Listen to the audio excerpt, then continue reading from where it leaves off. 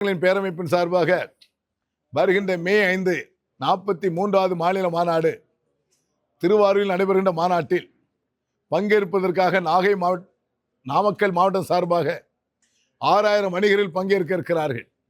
இந்த மாநாட்டில் பல்வேறு பிரகடன தீர்மானத்தை எடுக்க இருக்கிறோம். நாடு முழுவதும் எதிரொலிக்கக்கூடிய சக்தியாக அந்த மாநாடு அமைய இருக்கிறது. ஜூன் மாதம் டெல்லியிலே அனைத்து மாநிலத்துடைய நிர்வாகிகள் கூட்டம் நடைபெற இருக்கிறது. இன்று கார்ப்பரேட் கம்பெனியுடைய ஆதிக்கம், ஆன்லைனுடைய ஆதிக்கம் சாமானியர்களை துடை தெரிந்து கொண்டிருக்கிறது.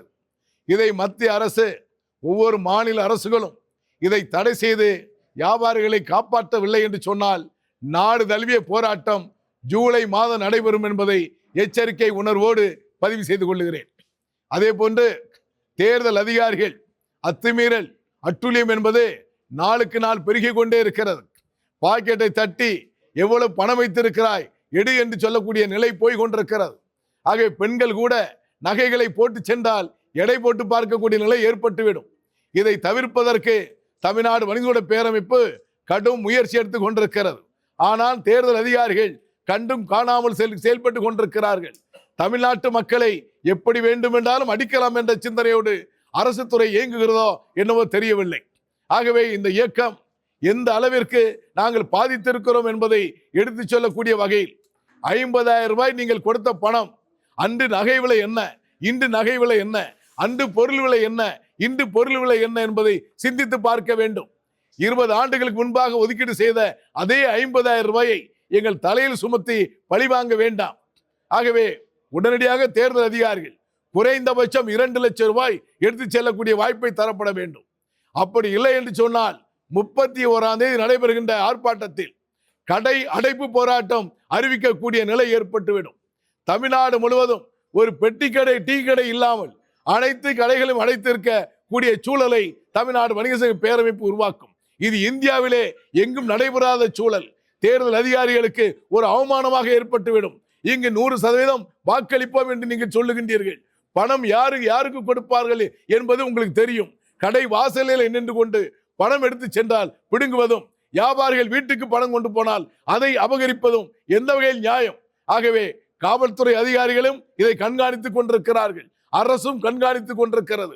தேர்தல் அதிகாரிகள் தன்னிச்சையாக தன்னுடைய கையிலே ஒரு அதிகாரத்தை வைத்துக் கொண்டு எங்களை சீரழிக்க கூடாது, எங்கள் வணிகத்தை கெடுக்க கூடாது என்பதை வலியுறுத்தி போராட்டம் நடத்துவது நிச்சயம் என்பதை எச்சரிக்கையோடு நான் தெரிவித்துக் கொள்கிறேன். சென்னையில முதற்கட்டமாக 31ஆம் தேதி ஆர்ப்பாட்டம். அதே தேதியிலே கருப்பு பேச்சு அணிந்து கொண்டு வியாபாரிகள் இருப்பாங்க. தொடர்ந்து தமிழ்நாடு முழுவதும் ஆட்சியாளர் அலுவலகம் முற்றுகை போராட்டம்.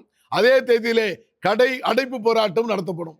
கடை அடைத்து எல்லா கடைகளிலும் கருப்பு கொடி ஏந்தக்கூடிய நிலை அங்கு உருவாகும். மாநிலம் முழுவதும். சென்னையில மட்டும் ஆர்ப்பாட்டம், தொடர்ந்து அடுத்த ஆர்ப்பாட்டம், எல்லா ஆட்சியாளர்கள் முற்றுகை போராட்டம், தொடர்ந்து கடை அடைப்பு போராட்டம்.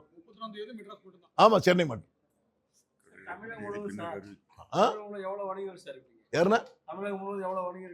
தமிழகம் முழுவதும் 37 லட்சம் பேர் இருக்கும் வியாபாரிகள். தேர்தலில் எங்களுடைய கோரிக்கைகளை கொடுத்திருக்கிறோம். எந்த கட்சி எங்களுடைய கோரிக்கைகளை நிறைவேற்றி தருவதாக எழுத்துப்பூர்வமாக தருகின்றார்களோ அந்த கட்சிக்கு எங்களுடைய ஆதரவு தானாக போகும். முறையா கொடுத்திருக்கிறோம். அவங்க உடனே நான் டெல்லிக்கு அனுப்பிச்சு முறையாக இதை அனுமதி பெற்று தருவதாக பட்நாயக் அவர்கள் சொன்னார்கள். ஆனால் இதுவரை எந்த அனுமதி தரப்படவில்லை. இப்ப கொடுத்தோம். இந்த முறை கடுமையாக அதை போராட தொடங்கிட்டோம்.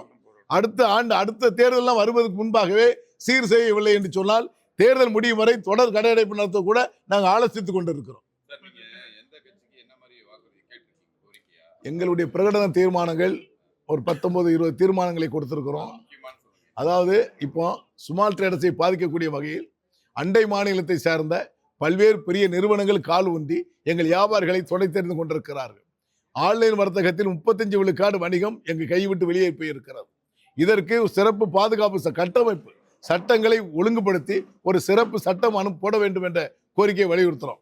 அதே போன்று பார்த்தீங்கன்னா அறநிலைத்துறை வீடுகளுக்கு கடுமையாக வாடகை குறைக்கப்பட்டிருக்கிறது. ஆனால் சாதாரண வியாபாரிகளுக்கு வாடகை குறைக்கப்படாமல் இருக்கிறது. அதை குறைக்கப்பட வேண்டும் என்ற கோரிக்கையை வலியுறுத்துறோம். அதே நகராட்சி, உள்ளாட்சி கடைகள் வாடகை பிரச்சனைகள்ல வாரிசுதார்களுக்கு கடை ஒதுக்கிட வேண்டும் என்ற கோரிக்கை வச்சிருக்கிறோம். அதுக்கு ஒரு ஜியோ போடப்பட்டிருக்கிறது. அது நீதிமன்றத்திலே நிலுவையில் இருக்கிறது. அதையும் அப்புறப்படுத்தப்பட வேண்டும். 12 ஆண்டுகளுக்கு ஒரு முறை ஏலம் என்கின்ற வாசகம் இருக்கிறது. அதை மாற்றி தரப்பட வேண்டும் என்ற பல்வேறு கோரிக்கைகளை வலியுறுத்தி இருக்கிறோம். இன்று ஆளுங்கட்சிக்கும் கொடுத்திருக்கிறோம், எதிர்கட்சிக்கும் கொடுத்திருக்கிறோம், 2 கூட்டணியுமே கொடுத்திருக்கிறோம். மற்ற கட்சிகளுக்கும் எங்கிட்ட எல்லாம் கேட்டு வாங்கியிருக்காங்க. சர்வ கட்சிகளும் நாம் கொடுத்திருக்கிறோம். இல்ல, கட்டாயமாக அதுக்கு நாங்கள் பல்வேறு போராட்டங்களை மாவட்ட தலைவர் ஜெயக்குமார் முன்னெடுத்தார்கள். தொடர்ந்து கடையடைப்பு கூட நாமக்கல் அப்படி ஒரு கடையடைப்பை இல்லாத வகையில் நடத்தி இருக்கிறார்கள். சில அரசியல்வாதிகள் ஏதோ காரணம் கொண்டு மௌனம் காத்து செய்தான் ஆக வேண்டும் என்ற நிலையில் இருக்கிறார்கள். இதற்கெல்லாம் தமிழ்நாடு வணிக சங்க பேரமைப்பு தொடர்ந்து அதனுடைய பணிதனை அழுத்தம் செய்து கொண்டிருக்கிறது.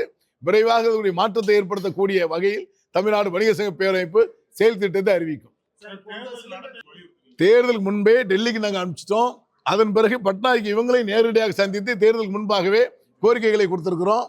5 முறை கொடுத்திருக்கிறோம். நாங்கள் 5 லட்சமா உயர்த்தி கேட்டோம். அவங்க பேசும்போது அதிகப்படியா 5 லட்சம், குறைந்தபட்சம் 2 லட்சமா கொடுங்கன்னு கேட்டிருக்கோம். ஏன்னா 20 ஆண்டுகளுக்கு முன்பு இந்த 50,000 ஒதுக்கப்பட்ட தொகை இப்போ இருக்கிற விலைவாசிக்கும் அதுக்கு சம்பந்தமே இல்லாமல் இருக்கிறது. நீங்க அன்னைக்கு பாத்தீங்கன்னா ஒரு டீ கடையில் குடிச்சீங்கன்னா டீ 5 ரூபா, இன்னைக்கு டீ குடிச்சீங்கன்னா 20 ரூபா. ஆகவேதான் உயர்த்தி கேட்டிருக்கிறோம். மோசமாலாம் கேட்கலங்க. இன்னைக்கு காய்கறி மார்க்கெட்டு போனோம்னா பையில 1 லட்ச ரூபா 1.5 லட்ச ரூபாய் தான் காய்கறி மார்க்கெட்டு போக முடியும். அரிசி வாங்க வேண்டும் என்று சொன்னால் போக முடியும். ஆடு விற்பவர்கள், மாடு விற்பவர்கள் இவெல்லாம் ஜிஎஸ்டி கிடையாது, பில்லு கிடையாது. பணத்தை வித்துட்டு வரணும். இப்ப பாருங்க, திருநெல்வேலியில இந்த நம்ம ஊர்ல ஆடு திருவிழாவுக்கு ஆடு அறுத்து போடுறதுக்கு போவாங்க. 1,13,000 ரூபாய் கூலி கொடுத்து அனுப்புறாங்க. அதை பிடிச்சிடுறாங்க. ஊர் மக்களை திரண்டு நின்ற பிறகு இந்த வழிப்பறி கொள்ளையர்களை விடமாட்டோம் என்று சொன்னாங்க. யார் வழிப்பறி கொள்ளைன்னு சொன்னா தேர்தல் அதிகாரின்னு சொல்றாங்க கிராமத்துல. அதன் பிறகு அந்த பணத்தை திருப்பி கொடுத்துட்டு வந்திருக்காங்க. இந்த நிலை இருக்கிறது. ஆகவேதான் அழுத்தமாக ஓங்கி குரல் கொடுத்து கொண்டிருக்கிறது தமிழ்நாடு வணிக சங்க பேரமைப்பு என்று சொன்னால் தமிழகம் முழுவதும் இந்த வியாபாரிகள் படும்பாடை சுட்டி காமித்துக் கொண்டிருக்கிறோம்.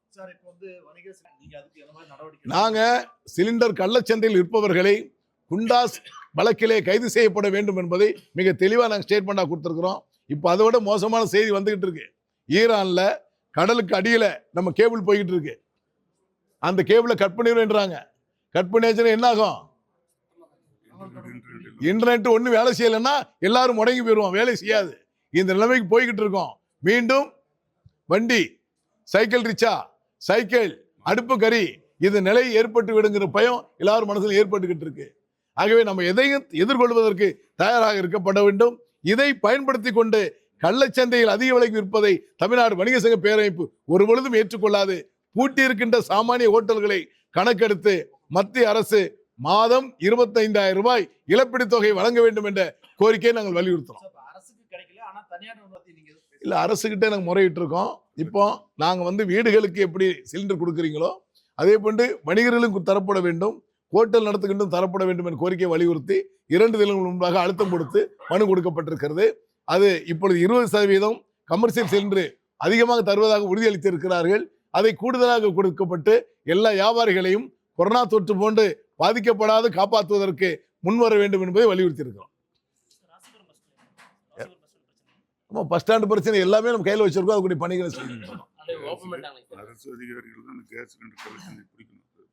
அதாவது அரசு அதிகாரிகள் தான் இப்போ நம்மகிட்ட வழிப்பறி பண்றாங்க பாருங்க, தேர்தல் அதிகாரிகள். இது போன்ற அதிகாரிகள் கள்ளச்சந்தையில் இருப்பவர்கள் யாருன்னு உங்களுக்கு தெரியும், குடோன் எங்க இருக்குன்னு தெரியும், எல்லாம் கையில இருக்கு. அரசு அதிகாரி நினைச்சா விற்பனை செய்ய முடியலாம், ஆனா அதை செய்ய மாட்டாங்க. அதுல உள்நோக்கம் வேற இருந்தாலும் இருக்கலாம்.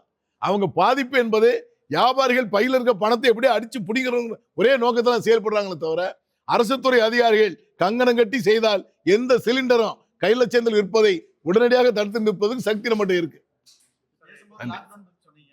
இல்ல, லாக்டவுன், அதாவது சாதாரணமா நீ கொரோனா தொற்று காலம் லாக்டவுன் வந்து பாருங்க, அதே நிலை இப்ப ஏற்பட்டுற கூடாதுங்கிற அச்ச உணர்வு எங்களுக்கு எல்லாம் இருக்கு. அந்த கேபிளை கட் பண்ணிடுவோம்னு சொல்லி ஈரான் இன்னைக்கு பேசிக்கிட்டு இருக்காங்க. கடலுக்கு அடியில போற கேபிளை கட் பண்ணிடுவோம் அப்படின்னு சொன்னா எல்லாருமே முடங்கிடுவோம். டிக்கெட் போட முடியாது, மொபைல் இருக்காது, எதுவுமே பேச முடியாது, கம்யூனிகேஷன் இருக்காது, பேங்க் ஆபரேஷன் இருக்காது. என்ன செய்வீங்க? அப்போ அதான் முன்போல் எப்போ நம்ம ஆரம்பத்தில் இருந்தோம் பாருங்க, ஊதுகுழல் வச்சு ஊதி அடுப்பத்தை சொல்ல அதே நிலைக்கு தள்ளப்படுவோம் அச்ச உணர்வு ஏற்பட்டு